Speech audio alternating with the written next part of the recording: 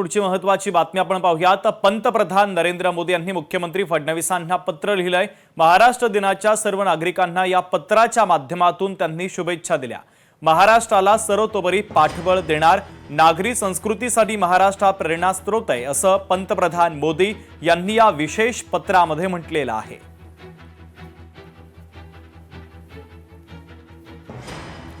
नागपूरमधील एका भीषण अपघाताच्या संदर्भातली ब्रेकिंग न्यूज पाहूयात। नागपूरमध्ये राणी दुर्गावती चौकामध्ये हा भीषण अपघात झाला।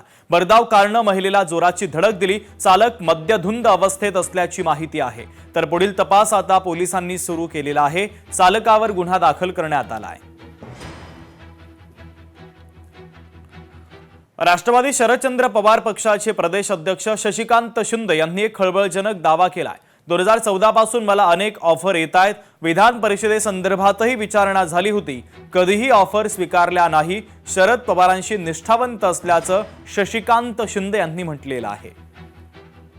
मला 2014 पासून बऱ्याच ठिकाणी तशा प्रकारची चर्चा झाली होती, होत होती। शेवटी काय आहे, तुम्ही म्हणाली वस्तुस्थिती आहे, विधान परिषदेमध्ये काही स्पेस लागतो, चेहरा लागतो, जो सरकारच्या पक्षाची भूमिका मांडणारा स्ट्रॉंग असावा लागतो। मी असं म्हणणार नाही, परंतु विधान परिषदेमध्ये आम्ही काही असे लोक होतो की आम्ही ज्यावेळा बोलायला उभा राहायचो किंवा मुद्देसूद मांडायचो त्यावेळा त्याचा निश्चितपणाने उल्लेख ज्यावेळा आमच्याबद्दल आभारच्या बाबतीमधलं भाषण होतं त्यावेळा मुख्यमंत्री, दोन्ही उपमुख्यमंत्री आणि अनेक सदस्यांनी केला। मला वाटतं की आत्ताच्या ह्याच्यामध्ये सुद्धा अशा प्रकारची चर्चा काही लोकांनी आमच्याशी करण्याचा प्रयत्न केलेला होता।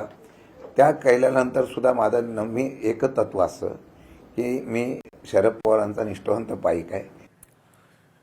मराठीच्या मुद्द्यावरून नाना पटोले यांनी वक्तव्य केलं। मुख्यमंत्र्यांनी मध्यस्थी करून विषय संपवावा, भाषेच्या मुद्द्यावरून तणाव निर्माण करण्याचा प्रयत्न सुरू आहे असं काँग्रेस नेते नाना पटोले यांनी म्हटलंय।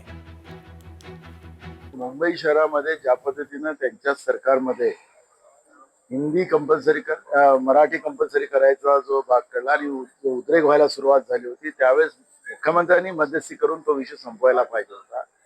एक मोठा तणाव निर्माण करण्यात आला, मोठे मोठे मोर्चे त्या ठिकाणी निघाले आणि भाषावाद निर्माण करून मुंबई सारख्या देशाच्या आर्थिक नगरीमध्ये या पद्धतीचं वातावरण निर्माण करणं, शाहू फुले आंबेडकरांच्या महाराष्ट्रातील वातावरण निर्माण करणं आणि म्हणून मुख्यमंत्री आज बोलत असतील तर याचा अर्थच त्यांना उशिरा आलेलं हे छानपण आहे। लोकशाही मराठी ऐका, पहा, जागरूक रहा।